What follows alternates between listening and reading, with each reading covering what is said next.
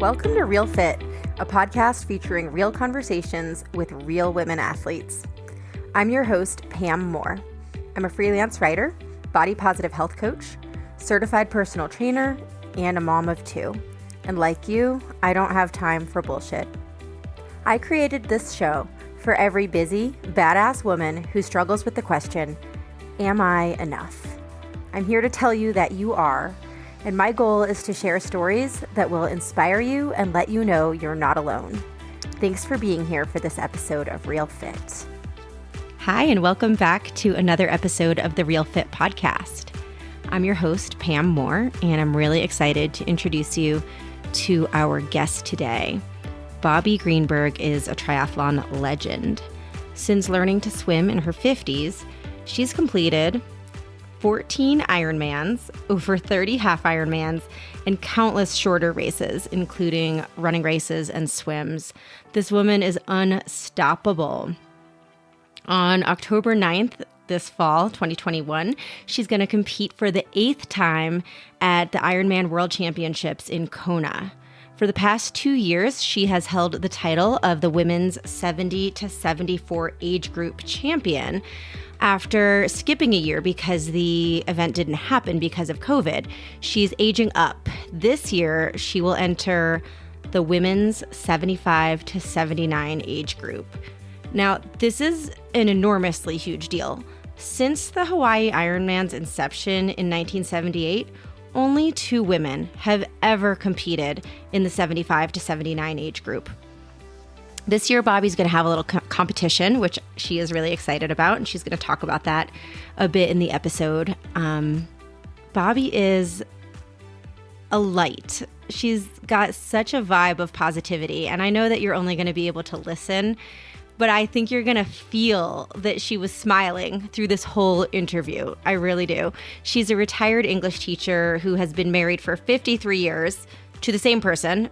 So that's its own endurance event.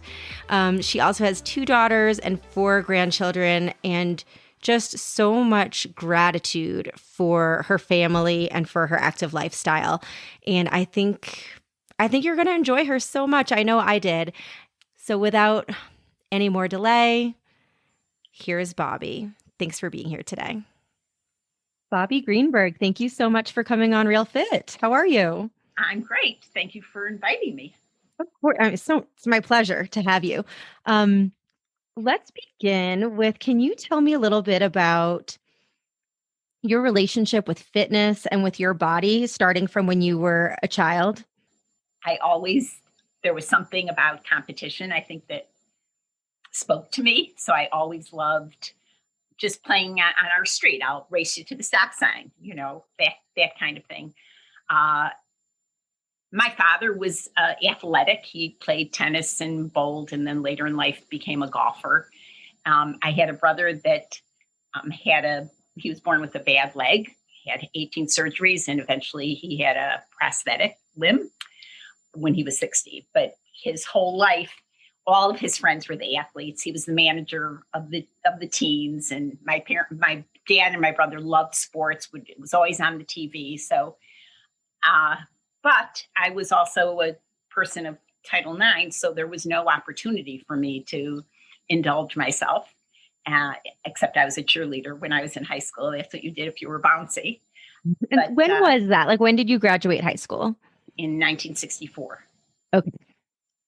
So I didn't have an opportunity to play sports, but I always liked just the chase, even in the schoolyard. Tag was probably my favorite game. And there were fitness tests. They later called them the presidential fitness tests, and I had a crush on my gym teacher. We did have tests like knee raises, which I willed myself to do. You hang and lift your knees for a certain number. And I did 116 of those. I remember doing that. And, the broad jump or high jump or reach jump or whatever those things were, and the 50-yard dash. And so all of those things I loved. And I remember going back when I was in high school and seeing my name was still on a poster in the gym for, I think, knee raises. Nice. Claim to fame. Nice. But I also remember going to a meet that was just with 2 other schools. I don't know what it was. My dad took me. It wasn't really through the school. And lining up and being full of confidence because I was the fastest girl in my room of 40 or whatever, however many. And they blew the whistle and I took off. And I remember looking up and I was maybe halfway down the field or wherever we were running when the person had already gotten to the finish. It was such a wake-up call, but it didn't matter. It was fun. It was fun. How old were you then? Do you remember? I was still in grade school, so I had to be maybe 12 or 13. I was probably in 7th or 8th grade. Okay. All right. And so fast forward us through to the time when you said, you know what I want to do is a triathlon. Tell me like how, when, why that happened. So my husband and I started to ski when we got married. That was 1968. And I loved that. And I was someone who became proficient rather easily at things, but then I never excelled at anything. It was just something like, oh, I can do this and I can do this. And I had that attitude. We played tennis. We lived next door to a tennis court. And I used to play all the time. And I liked that. I was much better at singles than I was at doubles just because I could keep the ball and play, but I had no real swing, no backhand, no serve, but I could just keep lobbing and outrun people. But anyway, at 50 or in my 50s, I recall like walking by a storefront window and catching my reflection and seeing terrible posture. Like, who was that? And actually walking back and wait, was that me? And so I joined a gym, a health club. And that's when the spinning boom developed. And they had a mirrored ball in the spinning room and it was dark. And so it was very inviting. No one was looking at you. You weren't comparing yourself to anyone. And I loved it. And the teacher there established this community with everybody in the class. And soon after, maybe within a year or so, they were having an indoor triathlon. And I was also a runner. I was a runner, not competitive, but we have a trail half mile from my house. And I used to meet my friends there every morning. The kids would be picked up on the bus, and then we would run for a few miles. So, but I'd never run on a treadmill. But I joined this health club and she said, we're going to have this indoor triathlon. And I had never run on a treadmill. And I remember practicing for the indoor triathlon. But more importantly, I didn't know how to swim. So we would go on vacations and I would play in the ocean with my kids. I wasn't afraid of water, but in a pool I would do, and I went to camp that had pools, but I would do the side stroke. And so the pool at our health club was only waist deep. And I thought I'll just run back and forth because it's just however many laps you can do in 10 minutes. They have a counter there. And then you bike on the stationary bike and then you run on a treadmill. And so I thought that was my tactic. And then as the time got nearer, I thought, why would I humiliate myself like that? I'm in my late 50s. I should know how to swim. So I signed up for Total Immersion, which was a weekend workshop, and took a weekend lesson. And in my mind, I was going to be outstanding because I was learning as an adult. So I thought, well, I won't have any bad habits. And I had no idea how technical it was and what I was getting into. But the whole morning was spent floating, which I never was able to do. And then I went on to learning the stroke. And at the end of the workshop, I remember that I couldn't wait they were showing they did a before film and an after. And I couldn't wait to see mine. And I was sitting in the front row and they showed the before and I was like waiting for the after. And I saw my after and I was horrified at what I looked like. I remember biting my tongue so that I wouldn't start crying. That's how much my opinion of myself was going to be what I was going to see and then the reality. But whatever, I was able to go to the pool on the day of the indoor try, and push off the wall and do stroke, stroke, stroke and glide, and then stroke, stroke, stroke, glide until I got to the other side. And then I turn around, put my feet down, push off the wall again and go stroke, stroke. But there were 3 women that entered and I won. And it was like, that's all that needed to happen for me to think that I was a triathlete. And then the next thing I did an outdoor sprint and then an Olympic. And then the next year I was like, I'm all in. I'm doing a half-Ironman and then an Ironman. That is so cool. So at that time, around that time that you started getting into it, did you think someday I'm going to go to Hawaii? I'm going to go to the Ironman World Championships? I don't think I knew about that, although my husband said that I did because we went on a vacation and stayed at the Big Island, and every shop was Ironman. So maybe there was an awareness of it, but it wasn't something that I was thinking of at all. And in fact, when I signed up for this outdoor, and it was a ladies only sprint. Yeah. For weeks, I couldn't sleep. I was so excited about doing this. It was like the biggest deal ever in my life. That's how excited I was. So I couldn't think beyond that, because that's like just to do this sprint. And to me, it was really just doing the swim. Yeah. And if I could do that, that is so cool. And I just want to say real quick for listeners who might not be triathletes that like typically, jump in if I'm wrong on anything, sprint triathlons vary as far as what is their distance. Right. Usually it could be anywhere from like 250 yard, like pool swim to maybe 750 yards if it's outside. Correct. Okay. Your bike's going to be anywhere from maybe like 8 to 15 miles. Sound right? And your run will typically be 5K for a sprint. Correct. Okay. And where the Ironman, Bobbe, tell us what an Ironman triathlon is. So an Ironman triathlon is a 2.4 mile swim, followed by a 112 mile bike, followed by a full marathon, which is 26.2 miles, for a total of 140.6 miles. And you have to do each event in a certain amount of time, or you can't continue. Yeah. So that when I told my parents that I was doing one, my dad said, "Wait, but when do you eat lunch?" Right. I just want to say, Bobbe, I was looking at your times before our interview, and I am really impressed that you have continued to get faster over the past few years in the iron distance. And your most recent Ironman is about the same speed that I did it in when I was in my 20s on I'm guessing a much, much easier course. I never went to Hawaii. So how have you continued to get faster as you get older? Oh, tell everyone how old you are, please. I'll be 75 in September. Okay. So right now I'm 74 3/4 or whatever. Okay. Yeah. What do you attribute your progression to? I guess there's a few things. But the thing that probably pushed me the most was, because each time I always wanted to win, but as I got older, well, in my 70s, there started to be little competition. And yet in every Ironman, I always had competition. And then I went to one when I was 71. Which one was it? It was Maryland. Okay. And I was the only one in my age group. And I saw a friend there he happens to be a coach, but he was just someone that I knew from home, and his wife who was competing. And I went with a friend.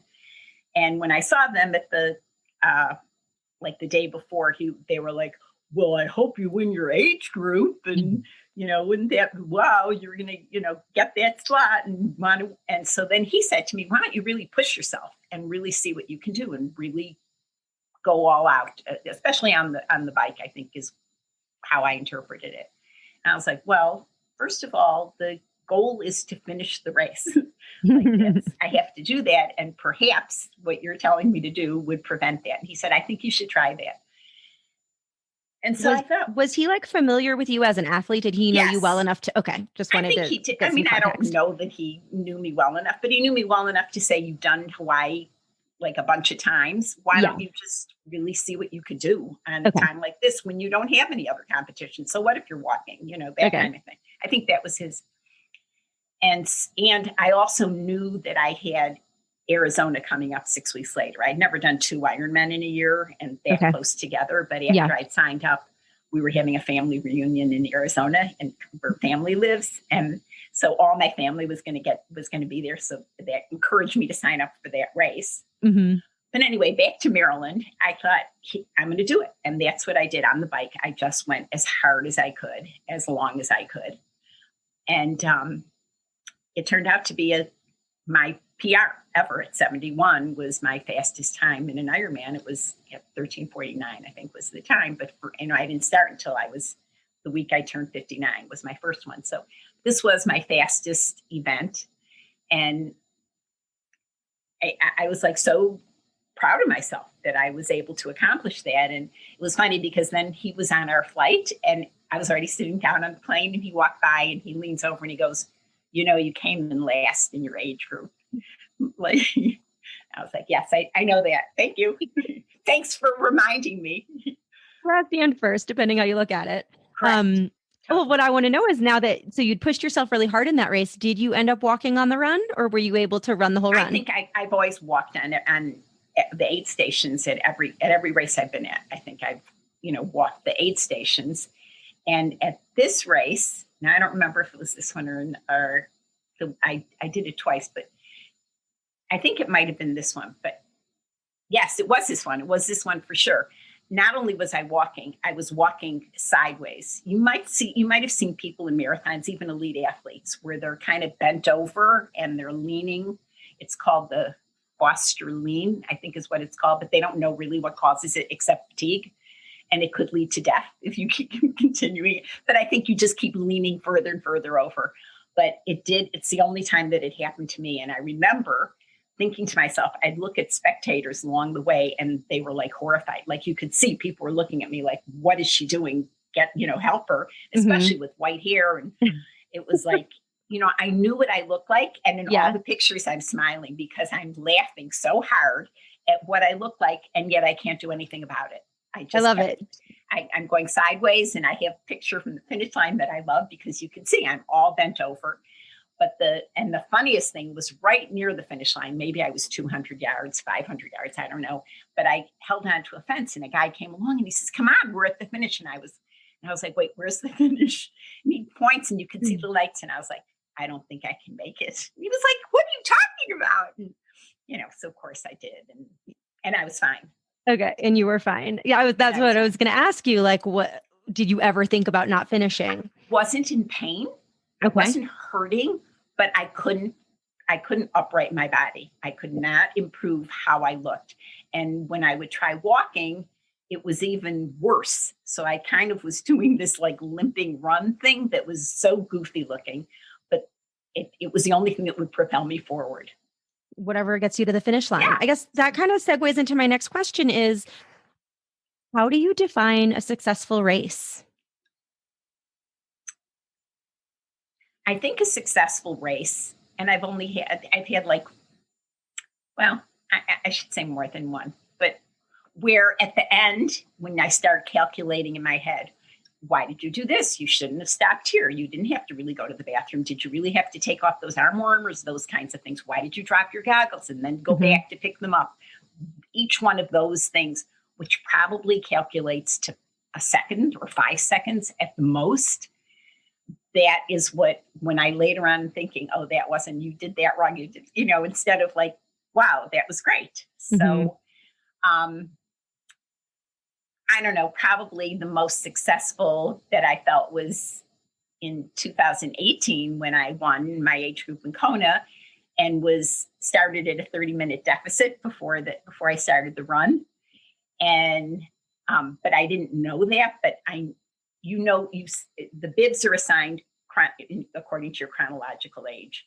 So I knew that anyone who had a bib that was number 502 to 515 or whatever it was in my age group. And I recall starting the run and there's like a little 5-mile loop inside of Kona inside downtown Kona before you go out on the highway, and seeing a woman as I was starting on my first mile, seeing a woman coming towards me with a bib number that was in my age group. And I was like, whoa, holy cow. Like, look at her. She was like 4 miles ahead or 3 miles ahead, whatever it was. And I remember thinking, well, this is good because I don't even have to think about, I couldn't possibly try and catch her. So it kind of makes me feel more relaxed about the whole race.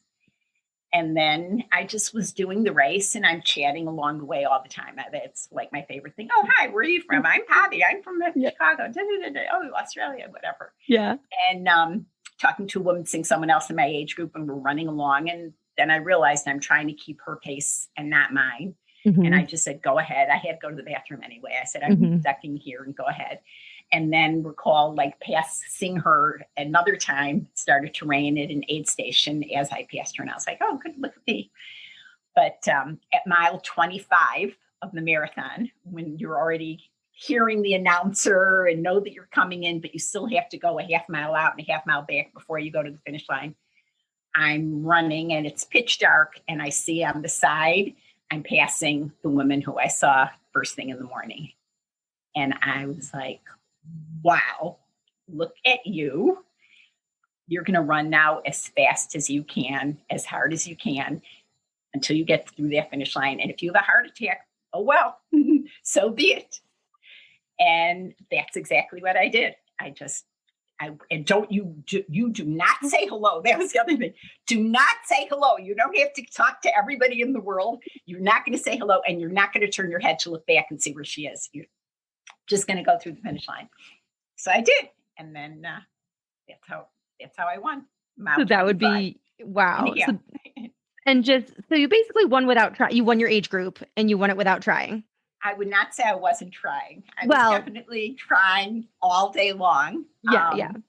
Trying as I usually do, but certainly not with the intention of thinking that I could win. But yeah. I mean, for you, is success, like, does it depend on how you place? Does it depend on your time, or is it independent of that? My success, how I rate myself? Or how you feel about how the day went. No, I think, no, I'd say most of the time I'm just enjoying the process of whatever I'm doing. If I'm sweating a lot, I think times when I'm maybe not putting an all out effort in don't feel as good to me as times when I know I really worked hard and really was breathing heavy the whole time. So, I don't know. I mean, there are little perks. I'm going to brag here right now.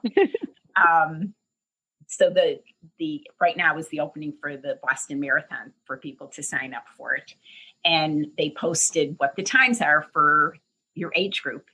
And so I was, of course, looking at that for what I need to have to qualify for Boston, and looked at my age group and saw that my last race was in Hawaii, that I qualified on the marathon there to do Boston. So to me, that's like proof, like real concrete, I don't know, support, evidence, whatever it is. So that's amazing. And I just want to reiterate. I wasn't trying to, or I wasn't, that certainly wasn't my goal. It was like, wow, I don't think if I did a marathon, I'd even be able to do that. That kind of incredible. So basically, just to sum up for everybody listening, at the age of 74 in Hawaii, where it's, I'm assuming 73, sorry, at 73 on a hot day in Hawaii, you had swam in the ocean 2.4 miles, then ridden your bike on a windy, hilly course for over 100 miles, 112 miles. And then you got to the start line of your marathon. And that is where and how you qualified for the Boston Marathon. Okay. Just want to make sure everybody gets that, because that's incredible. And I want to come back to what you said about bragging. What messages do you remember getting as a kid, as a girl, about how girls are supposed to be and what girls and women are supposed to do? I don't know that I got messages specifically about women and bragging, but I know that I personally react when people are bragging or boasting or not being, I don't know what it is. When people say that they're first in their age group or third in their age group, but they're really last, or I don't know, and not add that information. I don't know why. I always, because I always do. I'm like, well, I was first, but I was last, that kind of thing. And, I think and men too, women or men, there's something sometimes, but other times I think it's more with myself than others. If you were telling me that you did some accomplishment, I'd be so excited for you. So I don't know that I've gotten the message that I shouldn't. I don't know. I don't know how to answer that. That's okay. No, it's funny that you say that, though, that you can acknowledge that, if I said something to you that was impressive, that you would say, wow, way to go. But when you say it yourself, you're like, ooh, is it too much? And I think a lot of women do that. We say to ourselves, like, oh, you ate too much, or you haven't done enough, or maybe you skip a workout and you think, instead of just, I skipped a workout, it's you're lazy. And I'm just wondering, what you seem to actually have a really good self-image. I asked you before the interview, how do you feel about aging and your body and all that stuff? I want to get into that because I want to know, where does that confidence in you come from? I think my parents definitely did that. My mom especially. My mom was raised in an orphanage, so she didn't have any mom that was telling her how to mother, but she was extraordinary. My brother was born first.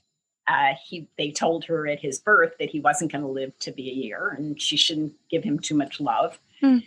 And like I say, he lived to be 73. But he was and he had like 18 surgeries or whatever. But whatever she did with him, he had so much confidence and so. Like I remember he would when he would get his cast off, he didn't mind ever having crutches because that meant that you were like athletes have crutches and they just hit. So when he'd be on it and then he would get it off and plus when he was on crutches, he was so proficient, but he would walk with this terrible limp and he'd be like, look at me, look, I'm not even like, aren't I walking great? Like so proud of himself without his cast on. And, so I think my parents definitely did something to make us think, oh, when I got married, my mom came over and I served her. I was serving food and I did take pride in my cooking at that time because it was also brand new to me. But I remember her holding her glass of ice water and saying, look at her, she's such a ball of bliss. Look at with ice yet. So it was like a perfect example of a mother just what false praise, but yeah, I'm kind of a big deal.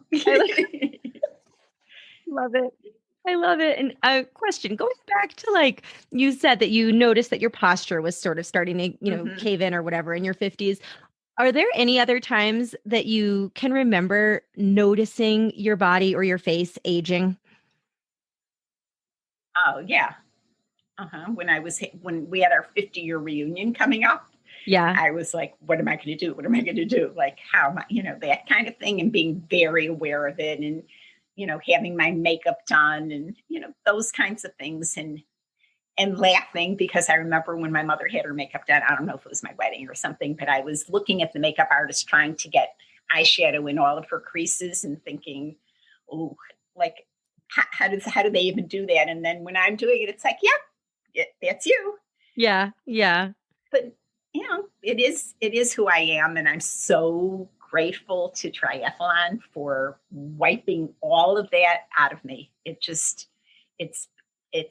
been so freeing because you start the race in the water and how you look at 6 a.m. is exactly how you look at 10 at night or whenever you finish your race. And it's just so freeing. You're in skin tight Lycra that everybody can see all of your skin and all of your whatever's sticking out, whatever. And no makeup and your hair is dripping wet. And I think it just does so much. And everybody sees your age. Your age is written on your calf. Yep. And we're women my age. They usually don't want to say what their age is. And mine is like published. It's like public knowledge in the results. And all of that just served to really free me. And then I think all of the training, I don't have the time or don't want to give the time because I'm just going to be getting, even when I get my hair cut, it's like, don't bother blowing it dry. I'm just going to get in the pool and all of those things. Part of it, I think, is lazy. My husband would probably say that I'm just being lazy, but it's like, nah, I don't need to blow my hair out. I don't need to wear makeup. Yeah. Let's say it's efficient. It doesn't have to be lazy, right? Right. That's what efficient. It is. Efficient. I'll try and remember. Wait, can I write that down? Yeah. I'll put it in the show notes. Efficient. Yes, okay. I think that's fantastic. What would you say to other women who don't have something like triathlon to sort of anchor them and to, I mean, if nothing else, like wherever you get your sort of self-worth, the fact is triathlon is a very time-consuming hobby, especially at the Ironman level. You don't have time, but what would you say to other women who struggle with accepting the way they look at any age? I have said it to some of my friends when they'll say something about, oh, I'm so fat, or how many years are you going to keep saying the same thing when you always look the same and you look beautiful? And at what point are you going to just get over that and not let that take any time in your head? But I don't know. How is that perceived when you say that to your friends? Do you think they really listen? No. And we have a new friend now that she's 4. She's the same age as my daughters. And she said that she's been trying all these different diets. And my other friend, who's also an Ironman, we're like shaking our heads at her. Like, this is what a waste of time. I will say this too. My daughters are really amazing at being role models in that way and not focusing on appearance at all. And I have one granddaughter, and we just had this recent conversation where my daughter is, we don't focus on appearance or say anything about appearance. And so I'm so careful with, I want to say, oh, you're so cute. You look so capable, and catching myself. And then she was saying that a friend of hers was saying, you have to be careful because if you never say anything, then maybe that could have an effect too, that this person was saying that she never remembers her parents saying that she was beautiful or whatever. So this little 7-year-old is a riot because she only wants pink and sparkly, and she wears glittery shoes and that have high heels, and she's just, her mom is not that way at all. Mm-hmm. And so she took a selfie of herself, and she said, "Ooh, send this to Bebe." My name is Bebe, to her, Bebe and Auntie Juliet, which is my other daughter, because she knows that we're like big fans of hers. So she says, "I think this is a really good picture. I think you should send it to."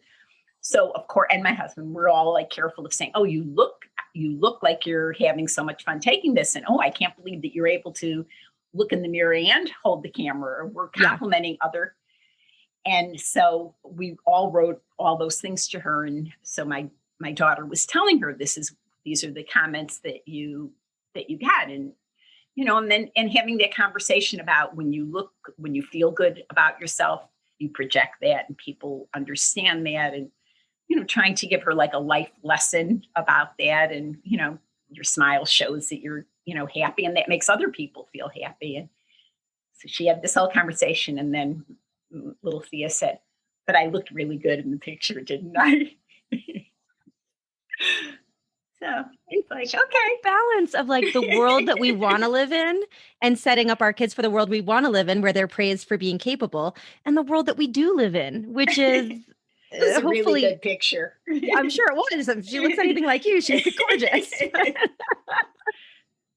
Yeah, that's a tough one. It is tough to try to figure out how to raise girls with good body image. It's really hard. So did you ever have to shift your narrative, or you've always been the type of person who's pretty much okay with how you look and not too self-critical? I think I'm not so self-critical, although I do recall learning or thinking, I'm not so pretty like my mom tells me. Like, I remember like seeing other women or comparing pictures and being like, hey, my mom lied to me.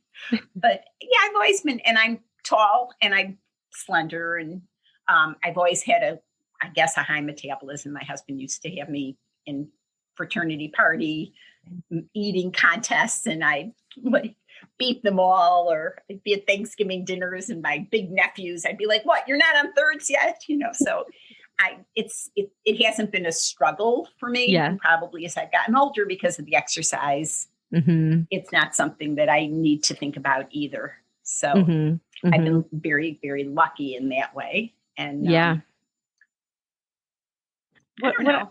Yeah. What I find so interesting though, is like when you talk to women, it seems to me that the way you feel about yourself has nothing to do with the way you actually look. And I will say, for listeners who haven't seen Bobbe, you're gorgeous. And I saw on your Instagram a picture of you in your 20s. Like, if you told me that you had modeled, I would not be surprised. That is, I mean, you're just like an objectively beautiful woman, but we all know gorgeous, thin women that think they look like monsters, And so I don't actually think how you look has, like what you said before, it's what you project. It's like, are you happy? Are you smiling?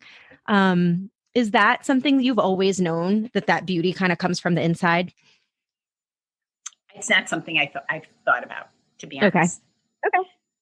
So I'm not trying to project anything, although I was a teacher in this school district that I live in for a long time. So I'm kind of, well known, because when you're a teacher, all your neighbors are students, former students. And I was at an event with my daughter, and she said, that I shouldn't be so smiling so hard and so friendly to everybody, because no one can compete with my friendliness. I forgot the word that she used, but she was like, you're putting a lot of pressure on other people to try and match your enthusiasm for when they see you. So take it down a notch. There's worse things to be than enthusiastic. I think that's great. I don't know. I think that's great. Now, do you ever like skip a training session? Sure. Yeah. And why? What would be the reason? I don't know. Just, I don't do it too often because I have, especially this pandemic, I have a friend who has literally been a lifesaver for me in that regard.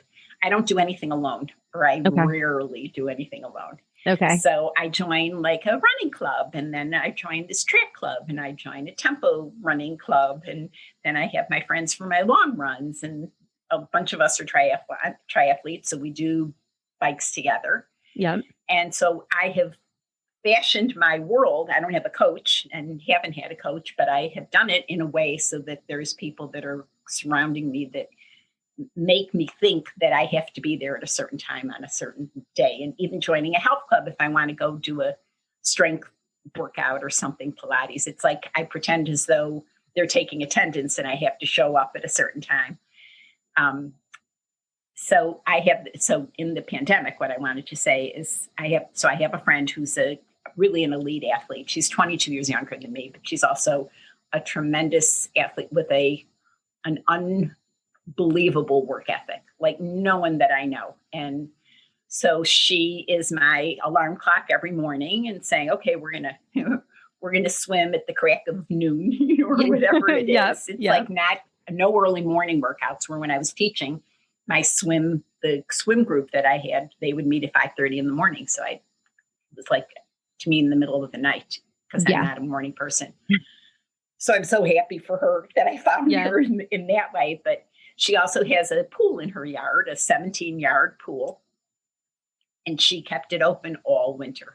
So she kept it heated to 83 degrees all winter long. She has a cover on it and takes it off, and we would swim. Giant snowflakes would be falling on our heads, or we'd have to stomp in 2 feet of snow, and you get in and it was hot water, and it was so, and she swims almost every day. So every day it's like, I have to be accountable to her. Yep. And then it also, at the start of the pandemic, we both got trainers for our bikes, because I never had a trainer or a treadmill in my house. I never trained indoor because I don't do things alone. Yeah. And so she did. And every day we're on our trainers. She's in her house and I'm in my house, and we're FaceTiming at the same time. And she does have a coach. And so she, would say, we're going to do 30 seconds on and 30 seconds, whatever the workout was, and held me accountable. And it's like the fact that I have someone who's making me do this and show up at a certain time, I have to show my gratefulness by at least showing up. And it's been fantastic. And then even with running, I run outside. I have friends that run outside, and it was just the idea that I had to be somewhere at a certain time. And then with her on the track, for sure, she can lap me and do whatever, but we're still kind of running together. So we would show up at the same place. We would talk from our cars in the parking lot for an hour. So it gave me that social outlet. And then we'd run a certain amount of time and have to be back at a certain amount of time. So, she would lap me on the way back, but it very powerful for me, for getting me out the door and keeping me on schedule. And it's that social outlet that I crave more than anything. So it wasn't missing the workout as much as I don't want to miss that time to talk to her. That's awesome. Have you ever been injured and had to take time off? I'm like the queen of injuries. I never get injured like from overuse injuries. Never had those kind of injuries. Okay. All of mine are self-inflicted because I am so clumsy. So I have broken my wrist. I've broken my knee. I've broken my collarbone. I've broken my pinky finger. I broke these 3 fingers on one hand just last year. Fell off in the beginning of the pandemic. I got a pull-up bar that I installed, fell off of that and bruised my knee. So it's like so many times that in the beginning, when I first started doing triathlons, in the first year, I was in the emergency room in 4 different cities, 4 different times. And it got to, my friends would say, we have a drinking game. Like, who can name Bobbe's, where she was when this happened to her, and what exactly. And then I'd be packing to go somewhere. We're on a bike trip, and my husband would say, you have your Blue Cross Blue Shield card. So oh my gosh. it's like, but it always, I trip over my own feet with some regularity. And I'm just trying so hard to be mindful of it because. Mm-hmm. Yeah. But, okay. So, but no overuse injuries, no. Never those kind that come out of nowhere. Like, what is that? Or, I mean, maybe once in a while I will wake up with something and it's like, oh, this is strange. I have this. And then the next day it's like, what? I don't even know what it was. It just came and went. But all right, let's see. I'm just wanting, so I asked on Twitter if other folks had questions that they would want to ask you. And I got this question from Liz McGuire. What's your favorite hype song before a race or a big workout or during?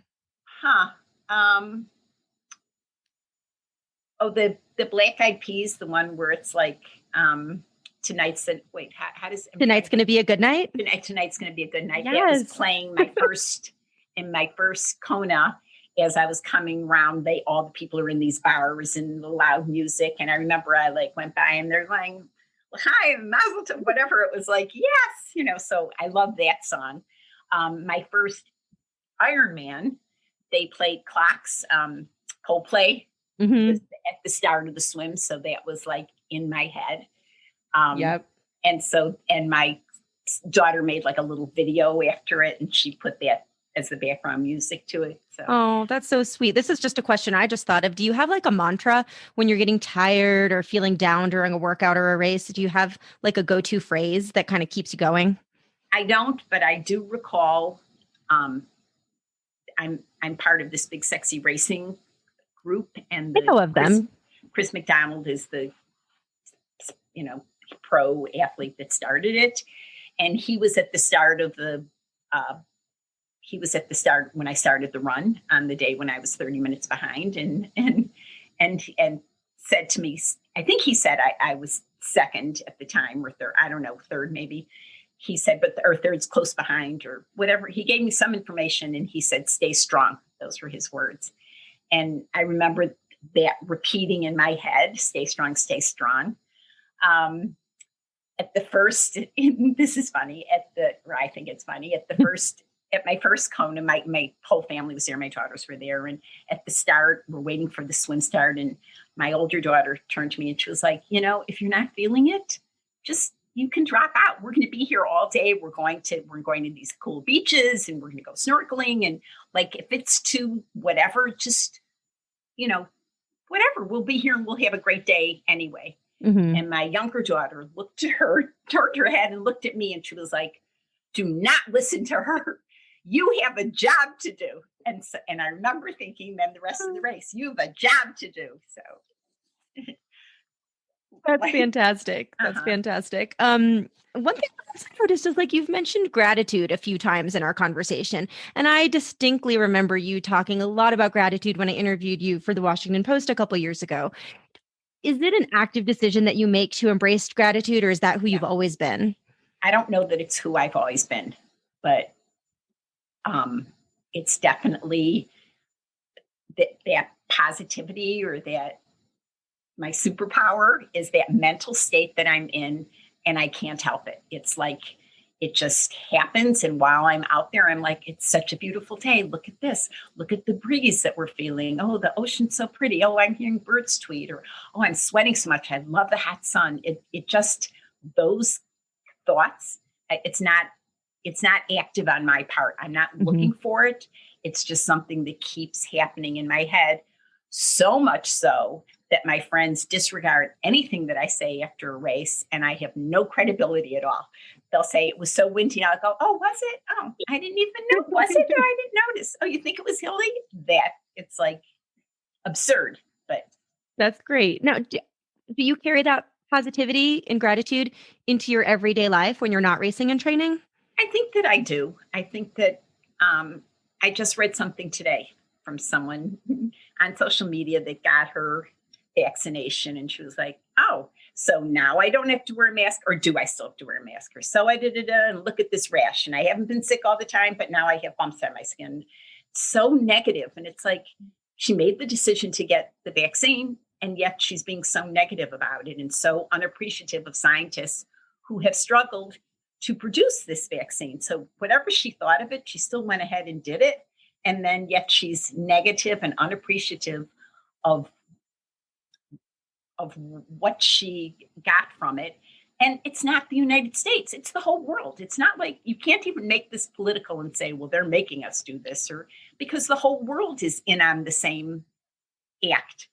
Yeah. So when I say gratitude, that struck me as why isn't she more grateful that she was lucky enough to get that vaccine to prevent her from getting sicker or sick. Yeah. You must be a great travel partner. Like, lines probably don't bother you getting lost. You're just like, oh, an adventure. I would say there's truth to that. Yeah. That's great. Well, let me know when you want to take a trip. Okay. When this is all Next over. week, we'll all visit my daughter. That's great. Okay. And another question that I got from somebody on Twitter, from Gina Rich, she wanted to know, what's your favorite leg of the triathlon and why? I guess it would have to, for sure, it's the run, even though in the moment, I probably wouldn't say, oh, I'm just loving this right now. But it's like, I know that, in the swim, I'm always conscious of the cutoff time, and on the bike, you can always get a mechanical, and that's just something that's a reality. Mm-hmm. So it's like, when I'm finally on the run, I know that there's nothing that I have to worry about myself, and I don't ever worry that I'm not going to finish or won't be able to, because I can't even see myself in any situation where that wouldn't happen. And although it could. Yeah. But my daughter's the first year that I did the Ironman, they were like, she'll lose a limb, and she'll be like, where? Oh, I didn't even realize, like, it's gone. So the run for sure. And it's what I've been doing since I was 2, right? Mm-hmm. It's not something that was learned. So I feel the most comfortable with that too. Okay. Are you ready for the quick set? I am. Okay. So let's dive in. Does it have to be? I can't give any. No rules. Oh, and also I forgot to tell you before, you can curse on my podcast. Oh. So no rules at all.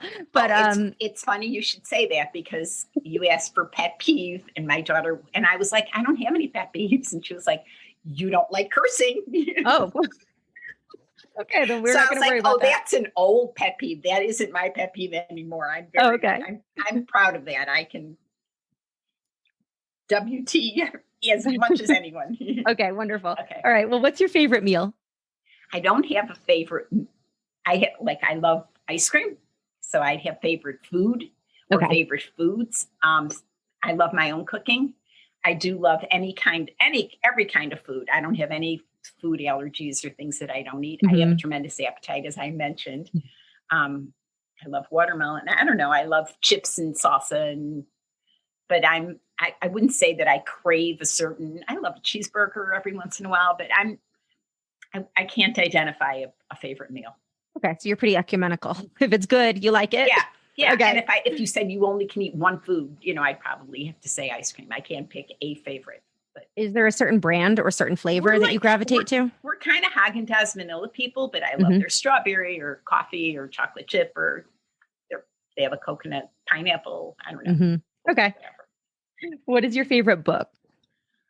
Well, I was a middle school English teacher, so there was a lot of books in my head that I love. But I'd say The Diary of Anne Frank was probably transformational, if that's a word. When in my youth, I remember reading it and realizing that this wasn't something that happened in the old days. This was, my parents were young adults at the time, or adults, that this was going on in our world, just across the ocean. This was happening. And they were like going to the barber and going to the grocery store. And while this was going on, and I remember being, shocked by the whole horrific events of the Holocaust, but more understanding that it was in current sort of current time. Was any of your family killed in the Holocaust? There must have been, but no one that I know directly. No. Yeah. It's interesting that you say that you realized as a kid reading it that it was not that long ago, because when I was a kid, I didn't have any concept of time. I used to ask my mom about her growing up in the 1950s, and I would say, tell me about the olden days. So when I would read about things that happened during World War II, I thought, oh, that was like so long ago. And now actually my 9-year-old wanted to read The Diary of Anne Frank. And I said, well, I think it's appropriate if we read it together. And I thought a lot about it. And it just made me, and on top of all the xenophobia and the hate that we're seeing now, I'm in my 40s and I'm like, wow, that wasn't that long ago. It took me until being this old to realize it's practically yesterday. I mean, it's just, very recent. So and I think because I was her age at the time when I was reading it, or close in her age, it probably was much more impactful than for books. Sure. All right. I'll link to Anne Frank in the show notes. What's your favorite movie? I'm a sucker for Love Actually. Even though it's a Christmas movie, it's like the ultra rom-com of all. I love all the little stories that are part of it that are happy and sad. And I mention it because anytime that it's on, and they play it a lot around in December, if I see, I'll watch it. Not that I've watched it again from start to finish, but I've watched parts of it over and over and over again so many times, and it just makes me smile. Okay. Thank you. What is your favorite vacation spot? So that's one of those where I don't have a quick answer. Okay. My husband and I went to Europe for 10 weeks when I was a school teacher and had just taught there first year, and he had graduated from law school, and we had the whole summer off, and both of us had jobs when we came back from the summer vacation. So we had those 10 weeks. And we spent all of our wedding money, and we signed away, all of it, and went to Europe for 10 weeks. So that was like a remarkable time in our life, and an eye opener on so many just different foods and cultures. And so I wouldn't say specifically it was London or Paris or, Spain as much as that vacation. And then my daughters, when they were abroad, we went to see them. They both had studied in Spain, and we went to Greece and Turkey, and that was so fabulous to see my daughters be the navigators of our vacations, where they were planning what we're doing and driving and that event. And then since then, anytime with my grandchildren that we go on a family vacation all together, because my daughters live on each coast. So the idea of all of us being together is probably my favorite thing, and I wouldn't care where we were. But I guess ultimately, I love to ski. So your state that you live in, Colorado, is probably one of my favorite places to be. What's your favorite ski resort in Colorado? I skied the most at Aspen. I have a friend that had a house there. And so we went for 20 some years. And I learned to ski at Snowmass. And so some memories. Yeah. And my kids, learned to ski there. So that's really special. What about, what's your current pet peeve? So I'd say my current pet peeve are not just politically, but people who aren't open-minded or don't want to learn or aren't trying to learn. People who want to say, but all lives matter, instead of trying to understand the problems. Or transgender women, they shouldn't compete in sport. I guess people who don't agree with me, but I guess that would be my pet peeve, but more like that it's people who aren't being reasonable or aren't open-minded to trying to learn. Okay. Spoken like a true teacher. But what is your superpower? What do you see it as? My positive mental attitude, for sure. I'm going to agree. Yeah. My husband said I was like Miss Congeniality. And when he met me in college, but it works for me. Yeah, no, that's great. I mean, how can a happy attitude not work? When is it not useful? What do you see as your worst quality? This idea of I'm going to put it in a phrase and then explain it, about making excellence the enemy of good. Trying to instead of just being happy with the toilet paper that we use, I'll do like a comparison. We'll do like the Costco brand, or do you like the, that kind of thing, or making a recipe and putting more salt in this one and more, and making my husband like, do you like this better or this better? Is this better or this better? That over trying things, it's just can be annoying. And, instead of just like how you said about your vacation spot, instead of just answering skiing, I have to say, well, this because of this, and this because of that. And so I think it can be a very annoying quality to others. And I think in my own head, it's like, just, do it and you'll get it, or it's okay, Yeah. Have you read anything by Gretchen Rubin? I don't think so. She's known best, I think, for her book, The Happiness Project, but then she's done a lot of work on like what makes her happiness project. That book was all about like all the experiments she tried to try to make herself into a happier person. And then all the rest of her work is sort of an offshoot on that. And she talks about there's different types of people, and knowing which type you are can help you figure out how you can best be happy. And actually you were reminding me of her when you were talking about how you're like a social exerciser. Because you, and probably like me, like I'm an obliger. Like if you say you're going to be somewhere, you're going to be there. If you are just like, oh, I need to run because I'm getting ready for this event, maybe you will, maybe you won't. But meeting the friend is what drives you. And she says, I'm sure she didn't invent this, but some of us are maximizers and some of us are satisficers. I can't remember the exact terminology, but some people are like good enough is good enough. And some people just naturally are like, I need to know exactly which one is good enough. And that's, I'm sure that's handy in some situations. Yeah. I mean, sometimes it's just being thorough. Yeah. Like before making a decision, but some of it is this need to nail it, Do you approach workouts in that need, or races in a need to like, I got to get it right? Or okay. So you're okay with showing up consistently and not worrying about the perfection of every day? Yes. It's like a joke sometimes. I mean, I'll finish a run and I'll like that was a 12-minute mile, 13-minute mile. Oh, that's okay. Like, yeah. Okay.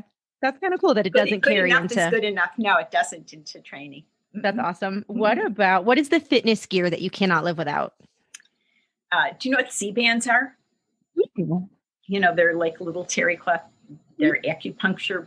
They're for anti-nausea. So I'd say for an open water swim, that's my like important things. I don't even know if I need it anymore, but I once got nauseous on an open water swim and had to climb over. It was not just in a training, but I had to climb over these rocks and walk a mile back to my car because I was so sickened by them. But so I'd say that's a fitness gear that's very important to me. Do you have a sleeveless wetsuit or a wetsuit with sleeves? A wetsuit with sleeves, and I wear it on the inside, and I don't take them off the rest of the day. So I had heard that some people get nauseous after they come out of the ocean with the salt water on the bike. So one of the first years I did it, I didn't take them off because it was extra time also. And so I kept them on during the ride. And then I see it in all my race pictures. I'm like holding my hands up and I have the Seabands even at the finish line. I keep them on the whole day. And then I think it's quelled any kind of, if I was to have a GI issue or whatever, it seems maybe that's helping me. I don't know. That's awesome. I'm going to link to the Seabands in the show notes. We use them in the car for if my kids feel car sick. So I get car sick. I have to sit in the front. I have to sit in the front. Otherwise it happens. What is your favorite workout, whether or not we're in a pandemic or not, just all around favorite workout? I think I love speed work. So I love being on the track because then there's all these people around. I mean, and it like makes me work harder because every time that I come around and the people that I train with at this track are all elite runners. They're people who like win races. So there's no one at my level, no one that's as slow as me, but I'm still, when I hear the footsteps behind me, it forces me to run faster because I don't want them lapping me as quickly as they thought that they could. Okay. And, a time they'll be resting on the side, like in between intervals as I'm coming in and I'm pretending that I'm at a finish line and they're all there to root me on or whatever. I just, so I love anything at the track, but there's a workout called the jelly roll where you start at the outside at a slower pace and then you go to the next lane in and go a little faster and then you go so that you're at your top speed by the time you get to the first lane. That sounds fun. So I think that's fun. Okay. And what's the best advice you've ever received? Don't borrow trouble. Don't borrow. I've never heard that. What does that mean? If you start saying, well, it's going to rain tomorrow, or this is this, or something like that, I'm like, well, no, you don't, it's when you make up something in your head that may happen, but there's no reason for you to think that it will happen. Oh, you didn't study. You're not going to do well, or whatever. It's like, that's borrowing trouble. Like, I love it. Don't worry about things that you can't change. It doesn't mean that you shouldn't study, but it doesn't, or whatever, or make a change or bring rain gear in case you think, but for whatever the situation is, don't make up something in your head that hasn't happened or probably never will happen. That's great. Who gave you that advice? I think it was my parents. I don't know. I don't really recall, but my kids, it's a phrase we use all the time. I love that. And if you could go back in time and have a little chat with your younger self, what would you want to say? Like, what have you learned? I mean, you obviously know things that a lot of us probably listening don't know because you've lived. So I'd have to say, and I know that, and this is another place where it sounds braggy, or I don't know what it sounds, but I'm so happy with where I am now that looking back, I wouldn't want to change anything. So I wouldn't want to talk to my younger self except to say, listen to your heart, because has served me so well in that I'm satisfied with who I am. And it's not like, oh, I'm this accomplished person, but as much as the choices that I made that were right for me. And an example of that is I knew when I had a baby, and at that time, I'd already been married like 8 years before our first was born, which was considered late by that time. But when she was born, I remember, first of all, I loved being pregnant, but then I also remember thinking to myself about savoring every moment with her and like thinking this time is so fleeting, that I'm so happy that I knew that in advance, because so many people look back and say, oh, I should have been more this, or I should have enjoyed that time. And they're like, oh, I wish they were out of diapers, or I wish that was like each thing and I'm happy that I knew to do that at the time, so I don't look back with regret. And another thing is like retiring teachers retire at 55, 60. So we were offered this tremendous contract if we retired at 60, and you got your whole pension is based on your retirement is based on whatever your last years of work. And they offered this thing if you retired at a certain age. And I remember being in my classroom at midnight. You had to let them know at midnight on a certain date, and like saying no to retiring at 60, and didn't retire till I was 70. I'm so happy that I did that. It's like, I'm so thrilled that I got those extra 10 years. I feel like I bought more youthfulness by working and being around young people and knowing current culture and everything, that all the stimulation that came from teaching, that I'm so happy I didn't make that other decision. That's cool. What advice do you have for people, or what do you do when you are faced with a big decision and you're not sure which way to go? Do you have any strategies or tricks for checking in?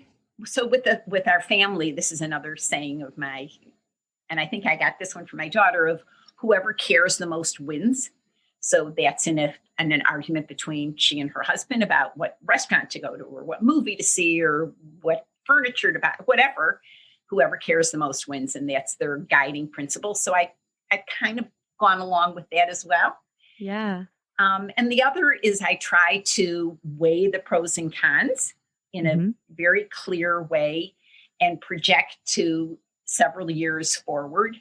In which way will I look back and regret that decision more if I made one decision over another decision? And I used to say, I mean, even to my class, they would have this little school dance, and some of the kids would be, I'm not going. And I'd be like, well, just think about it. You don't know what you're missing because you've never been to one. I taught 6th grade, and it was at the beginning of middle school. You've never been to one, so you don't know what you're missing. And let's say you go and you don't have a good time. What's the worst thing? It's like, okay, I didn't have a good time. But if you didn't go and all your friends the next day were like, oh my God, it was the coolest and it was so fun and this was so great, which way would you have more regrets? So I think I try to use that on things that are even more important and have that guide me. I like that. Thank you. Thank you for sharing that. Is there anything else that we didn't touch on that you would want to share with listeners as far as what just what you would want to say to people, or what you wish maybe more women athletes knew. I wish that there were more people that were participating in triathlons that are my age, because that would make it so much more fun. And I think that I don't know. I love being outside so much. Yeah. And so I think that and I think the pandemic has been wonderful in that way. I see so many people walking that I don't think walked before, and getting outside and being physical. I love that feeling of being physical. And I think the idea of sweating or pushing yourself in ways that you didn't know were possible brings me great joy.